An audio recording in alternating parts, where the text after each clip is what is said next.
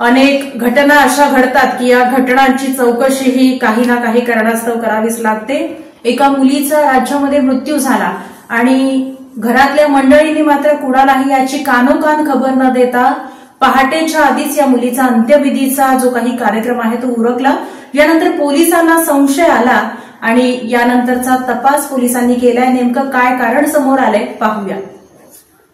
राज्यात एक धक्कादायक घटना समोर आली आहे, ज्यामध्ये एका तरुणीचा मध्यरात्री 2:30 वाजता मृत्यू झाल्याचा दावा करत कुटुंबियांनी पहाटे 4 वाजता अंत्यविधी परस्पर उरकून घेतल्याचा प्रकार घडला आहे।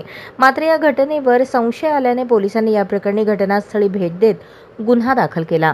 जालना तालुक्यातील वंजर उमरद येथील तरुणी अर्पिता रावसाहेब वाघ हिचा मध्यरात्री 2:30 वाजता मृत्यू झाला। त्यानंतर तिच्या कुटुंबियांनी भल्या पहाटे 4 वाजता तिचा अंत्यविधी परस्पर उरकून घेतला।